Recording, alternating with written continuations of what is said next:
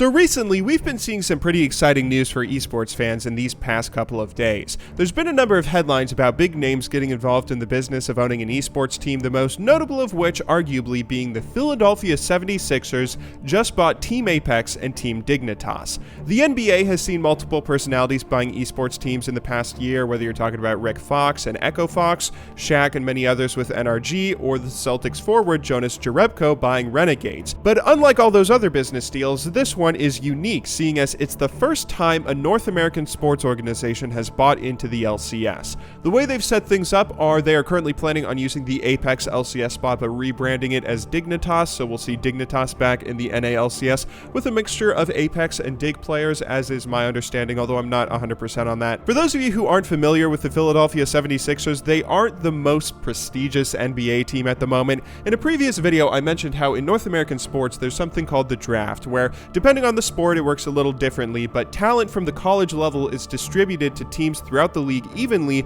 so the richest clubs can't just go out and buy all the best up-and-coming players out there and win championships over and over and over. This system gives the worst teams in the league an incredible chance at rebuilding, where the poorest performing teams typically get the first picks in the draft. In the NFL, it's straight up whoever has the worst record gets the first pick, whereas in the NBA, there's a little more luck with the lottery amongst the teams that don't make the playoffs. Anyway, the 76ers are known in recent years for being a very bad basketball team, so much so that they've been intentionally fielding worse and worse teams so they can tank their record and get higher picks in the NBA draft. It actually worked this year. They got the first pick and picked Ben Simmons, so I guess trust the process, right, Sixers fans? Now, the 76ers owners have actually been getting involved in owning multiple franchises across all sorts of sports, the 76ers obviously, the New Jersey Devils, and even Crystal Palace. So what does it mean now that they're the owners of Team Dignitas? Well, cross-team ownership doesn't typically mean a whole lot from the outside looking in. Teams getting funding is obviously very good, especially seeing as very few teams in League of Legends in particular are able to turn a profit, as has been shown in recent months. The fact that in the LCS it's so difficult to make money or even just break even, and now you have a venture capitalist who can come in and give your team some financial security is really exciting for a lot of the teams that aren't the big TSMs that are constantly doing so well. However, the fact that the 76ers in particular are getting involved doesn't necessarily mean anything. Just because two teams share an owner doesn't really imply anything's going to happen for fans. Like for instance, Red Sox fans, did you know that the Boston Red Sox actually own Liverpool FC? You probably didn't. It has no bearing or impact on US Sox fans. Liverpool fans are probably a little more educated, since at the start of this year, Fenway proposed a ticket price hike where Liverpool supporters responded by staging a walkout. There's been a little bit of tension there lately, which may lead Liverpool supporters to be a bit more knowledgeable about who their owner is. However, the point being, there is no cross-promotional branding or anything, no attempt to get Liverpool supporters to be Red Sox fans or the other way around. Just because the 76ers are getting involved with esports doesn't mean that there's going to be anything changing for the average fan on surface level. At least it's still going to be Dignitas in the LCS. It's great to see huge financial backing in esports obviously, and League of Legends in particular, again, where team owners have made it explicitly clear that owning an LCS team isn't very profitable for most.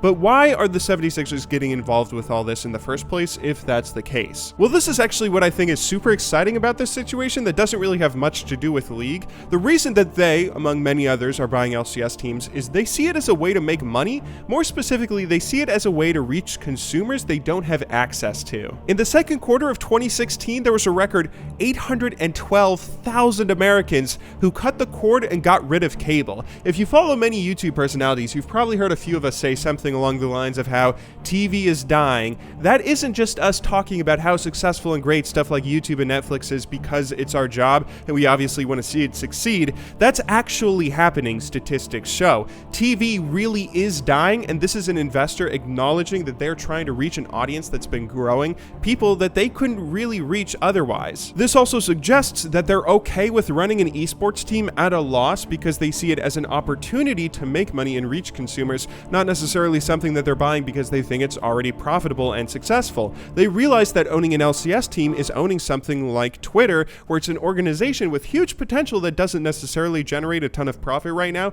but that potential is worth buying it. Hopefully that means they won't give up on anything or abandon the team if they get relegated or if the team struggles at a certain point in the future. But getting back on subject here, why is this particular event so important to League of Legends and its competitive scene? Well, like I I said, this is the first instance of a North American sports organization getting involved with esports, which is a huge milestone to break. Monte Cristo made a video not long ago where he talked about the subject of franchising versus relegations in the LCS and brought up the difficulties of explaining the system to a North American sports organization when he was looking for investors to sell Renegades to. In North American franchise sports like the NFL and NBA, the teams own the league. The NFL, in particular, for instance, is technically a non-profit company that exists just to promote and advance the game of American football, and it's comprised of an executive board made up of the 31 owners plus a representative from the Green Bay Packers who are owned by the fans. These owners are the ones who dictate and control the league. They make money through broadcasting rights, they have a say in how things are run, and can collectively change issues that might arise.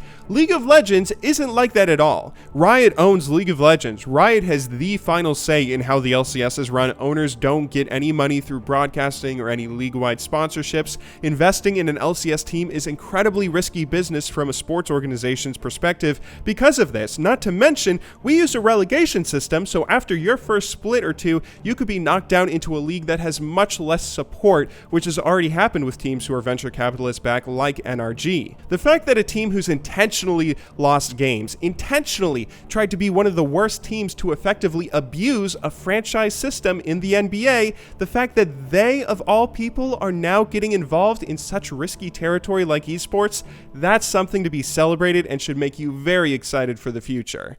The ESPN article reporting on this includes a quote that I thought was rather interesting. The acquisition comes about a year after a presentation on the growth of esports that was made at the NBA Board of Governors meeting. The NBA has always been one of the most marketable and exciting North American sports leagues, specifically to younger audiences, and the fact that there's so many getting involved in esports make me just wonder how many headlines we're going to be seeing in the future. As I was making this video, it was just announced today that the Wizards, Warriors, and now even Magic Johnson himself have bought an esports team in Team Liquid. Yet another purchase by monumental sports figures and organizations. I can't help but wonder where it'll all take us and where the LCS might be even just a few years down the road. Like I said, there's not going to be any day-to-day change here. This doesn't mean that you're going to be able to buy a 76ers icon in the league client next split, but it can only be a good sign that so many knowledgeable and experienced investors and athletes are getting interested and involved with the competitive League of Legends scene. I hope you guys all enjoyed watching today's video, but until next time, thank you very much for watching, good luck in solo queue, and have a wonderful day.